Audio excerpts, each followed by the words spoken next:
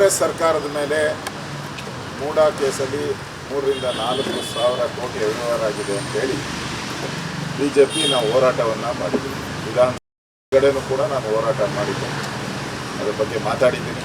ಹೊರಗಡೆನೂ ಕೂಡ ನಮ್ಮ ಕಾರ್ಯಕರ್ತರು ಪ್ರತಿಭಟನೆ ಹೋರಾಟ ನಾವೆಲ್ಲ ಮಾಡಿದ್ದೀವಿ.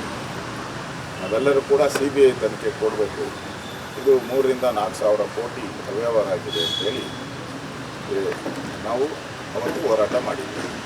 ಈಗಾಗಲೇ ED ಅವರು ಸುಮಾರು 300-400 ಕೋಟಿ ಆಸ್ತಿಯನ್ನು ಕೂಡ ಮುಟ್ಟುಗೋಲು ಹಾಕ್ಕೊಂಡಿದ್ದಾರೆ. ಇನ್ನೂ ತನಿಖೆ ನಡೀತಾ ಇದೆ. ಇನ್ನೂ ಹಗರಣಗಳ ಮೇಲೆ ಹಗರಣಗಳು ಮೂಡಾದಲ್ಲಿ ಆಚೆ ಬರ್ತಾ ಇದೆ. 14 ಸೈಟು ಸಿದ್ದರಾಮಯ್ಯನವರು ವಾಪಸ್ ಕೊಟ್ಟಿದ್ದಾರೆ ಅಂದರೆ ಇದರಲ್ಲಿ ತಪ್ಪಾಗಿದೆ ಅನ್ನೋದು ಸ್ಪಷ್ಟವಾಗಿ ಅರ್ಥ ಆಗಿದೆ. ಮತ್ತು ಇನ್ನೂ 1500 ಸೈಟ್ಗಳಿಗೂ ಹೆಚ್ಚು ಸೈಟ್ಗಳು ಇನ್ನೂ ವಾಪಸ್ ಬರಬೇಕಾಗಿದೆ ಮೂಡಾಗಿ. ಈಗಾಗಲೇ ಅದು ತನಿಖೆ ಆಗ್ತಾಯಿದೆ. ಈಗ ಲೋಕಾಯುಕ್ತ ತನಿಖೆ ಇದುವರೆಗೂ ಒಂದು ಆಸ್ತಿಯನ್ನು ಮುಟ್ಗೋಲು ಹಾಕೋದಿಲ್ಲ, ಒಬ್ಬರನ್ನ ಅರೆಸ್ಟ್ ಮಾಡಿಲ್ಲ, ಒಬ್ಬರ ಮೇಲೆ ಕ್ರಮ ತೆಗೆದುಕೊಂಡಿಲ್ಲ. ಮನೆಗಳ ಹತ್ರ ಹೋಗಿ ಅವ್ರ ಹೇಳಿಕೆಯನ್ನು ತಗೊಳ್ತಾರೆ. ED ಅವರು ಇಷ್ಟೊಂದು ಆಸ್ತಿಯನ್ನು ಸೀಸ್ ಮಾಡ್ತಾರೆ ಅಂದರೆ ಲೋಕಾಯುಕ್ತವ್ರು ಯಾಕೆ ಸುಮ್ಮನೆ ಇದ್ದಾರೆ? ಅವ್ರಿಗಿಂತ ಮುಂಚೆ ಇವ್ರು ಮಾಡಬೇಕಾಗಿತ್ತು, ಲೋಕಾಯುಕ್ತ ಪೊಲೀಸರು ಅವ್ರಿಗಿಂತ ಮುಂಚೆ ಮಾಡಬೇಕಾಗಿತ್ತು.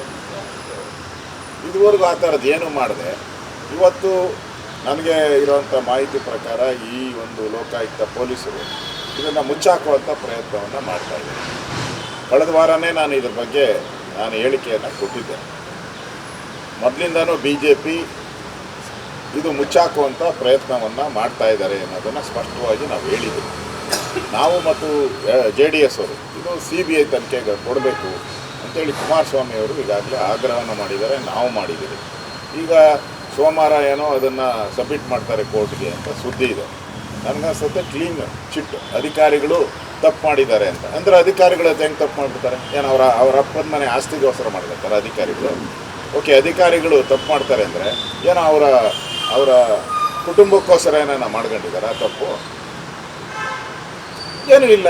ಇಲ್ಲಿ ಆಗಿರೋ ಅಂಥದ್ದು ಕಾಂಗ್ರೆಸ್ ನಾಯಕರುಗಳ ಆಸ್ತಿ ಎಲ್ಲ ಕಾಂಗ್ರೆಸ್ ನಾಯಕರುಗಳ ಮನೆವೇ ಹೋಗಿದೆ. 1500 ರೂಪಾಯಿ ಹೆಚ್ಚು ಸೈಟು.